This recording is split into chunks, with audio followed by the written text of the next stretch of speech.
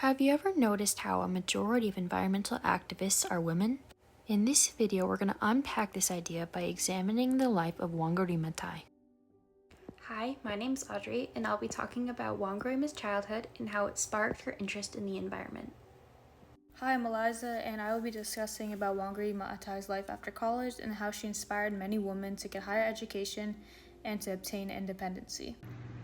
Hi, I'm Adam, and I'll be talking about the Greenbelt Movement, an organization founded by Wangari Maathai to combat deforestation.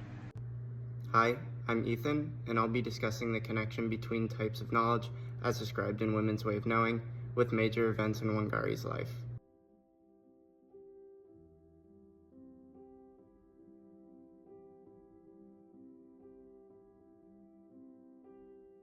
And it was a huge fire, and it was raging, and all the animals came out of the forest and stood by the edge of the forest, and they were watching the fire. They were very overwhelmed. They were powerless. They felt like there was nothing they could do because the problem was too much for them, except this little hummingbird. The hummingbird said, "I'm going to do something about the fire." So it flew to the nearest stream, took a drop of water, and flew back and put it on the fire. Then back again, brought another drop of water and put it on the fire. And it kept going as fast as it could, every time bringing a drop of water and putting it on the fire. In the meantime, all these animals are discouraging it and are persuading it not to bother because it is too little. You have a beak is too little. You are bringing very little water, and some of the animals that are talking like that are the elephants with the big trunks, which could bring much more water, but the hummingbird just kept doing what it knew best without wasting any time. And to stop them when they said, "What do you think you are doing?" And the hummingbird said, "I'm doing the best I can." And for me, and I hope for you, that's all we can do. Whoever we are, wherever we are, there is something in our lives that we can do. No matter how small it is, collectively, it will make a difference. So be a hummingbird in your community, wherever you are. Thank you very much. Wangari Maathai was a brave and goal-driven woman. She was a Kenyan activist, a leader for women's rights, a Nobel Peace Prize winner, and the founder of the Greenbelt Movement. Her resilience and commitment to the environment and society changed the world's way of thinking. Wangari Maathai's life as an activist started at a young age in Ihith, the village where she was born. In her memoir, Unbowed, Wangari describes childhood as experiences that mold us and make us who we are. It was at this point in her life that she developed a deep love, respect, and curiosity for nature, which was shown through her reminiscence and memories in which she would observe the ecosystems around her. One such of these memories is when young Wangari would go out to collect firewood for her mother, where she would take time to stop and visit a local river. About 200 yards from the fig tree, there was a stream called Kanungu, with water so clean and fresh that we drank it straight from the stream. As a child, I used to visit the point where the water bubbled up from the belly of the earth to form a stream. In fact, it was these very streams, their ecosystems, and the dependence that the locals had on these streams that Wangari noticed were being negatively affected by the clearing of the native forests, which motivated her to start the Greenbelt Movement. Following Wangari Maathai's childhood, her role as an activist grew after pursuing a biological science degree from Mount St. Scholastics in Atchison, Kansas. In the Ohio Short Histories of Africa, Wangari Maathai by Tabitha Congo, Maathai stated, "The privilege of higher education, especially outside of Africa, broadened my original horizon and encouraged me to focus on the environment, women, and development in order to improve the quality of life of people in my country." She said that higher education was a very rare experience for a woman at her time. In the reading, Maathai described how Kenyan girls and women struggle to pursue education, professional training, and careers. When trying to pursue an education and career, parents got worried and started to think that their daughters were too old for marriage. And this ended up affecting women's sense of belonging, womanhood, marriageability, and even motherhood. When returning to Kenya from college, her higher education led to conflict and bad publicity in Kenya. When trying to find employment, she dealt with racism and gender exclusion.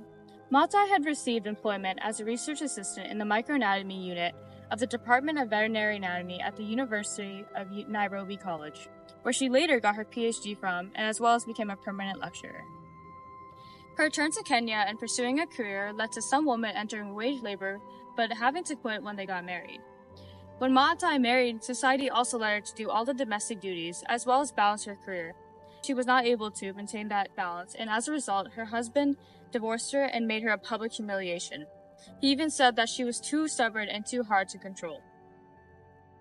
Maathai said at one point it became clear I was being turned into a sacrificial lamb. Anyone who had a grudge against modern, educated, and independent women was given an opportunity to spit on me. Maathai was a lady who held her head high and suffered with dignity. She said, I would give every woman and girl reason to be proud and never regret being educated, successful, and talented. Through their involvement, women gain some degree of power over their lives, especially their social and economic position and relevance in the family. After Wangari Maathai pursued higher education and returned to Kenya, she started looking at the government's relationship with the environment in a new light and started noticing changes in the locals' environmental ideals. As a child, Wangari's understanding of nature was shaped by generational teachings passed down by her mother, including the belief that fig trees were sacred and should not be used for firewood. This belief, shared in her community, helped conserve their natural biodiversity. However, these traditions were disrupted by British colonialism, which altered Kenya's culture and the locals' relationship with nature. The British exploited Kenya's resources by clearing native forests and replacing them with non-native commercial trees, causing environmental damage and water depletion. Drivers of deforestation have been logging, agricultural cultivation, and human settlements. All Kenyans depend on these 5 mountains for their survival. 90% of their water and 70% of their electricity is produced from the rivers that flow from here. The degradation of the natural environment and the lack of water were the key issues women mentioned to me. After learning about these unfortunate circumstances, Maathai took the initiative to mitigate these issues. With the support of the National Council of Women in Kenya, she founded the Greenbelt Movement, with the goal of educating her community, particularly the women, on how to preserve the environment. She also planned to ensure that the people working to preserve the environment were compensated for their work as a way to combat poverty. Maathai hoped that her movement would inspire the youth of Kenya to carry on with her mission. She claimed that when you do it alone, you run the risk that when you are no longer there, nobody else will do it. When we plant trees, we plant the seeds of peace and the seeds of hope. We also secure the future for our children. To this day, even after her death, her organization is still combating the pressing environmental issues of the world. Through their efforts to slow deforestation, the Greenbelt Movement has planted over 30 million trees, educated its community on environmental issues, and shown them how to use their natural resources wisely. I think that it is very, very important to continue encouraging our governments and ourselves that the environment is not really an issue for tomorrow. The environment is everyday issue. It's the air we breathe, it's the water we drink, it's the food we eat, and we can't live without these things. The book Women's Way of Knowing describes how society has influenced women's ability to think. According to the author, the influence has manifested in multiple ways of thinking, all of which have their own flaws. Like so many other women, throughout her life, Wangari was subject to these ways of thought before she could find her true voice. Being silent, according to Women's Way of Knowing, is essentially the inability to think for yourself. This is because someone who is silent agrees with anything anyone tells them out of fear and a lack of confidence.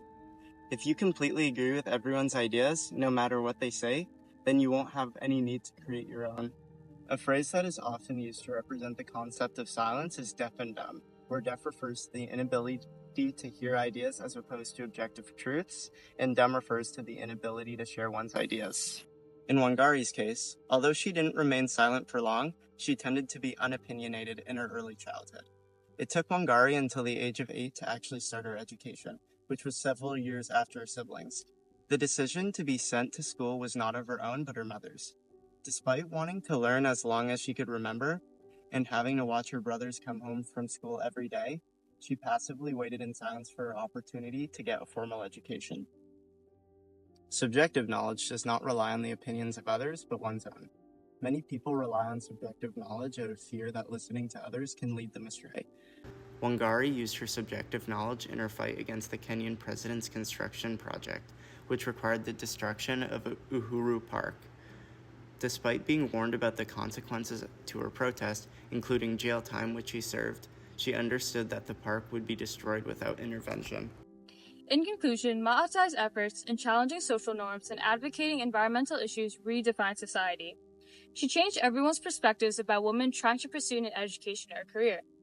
She showed that with patience and time, the little seeds that were planted would eventually become trees and benefit the community endlessly. She was the person who started change. She was the one who started as a seed and grew into a strong tree. Thank you for watching our film, and we hope you enjoyed it. We'd like to give a special thanks to our professor and TA for helping us produce this video.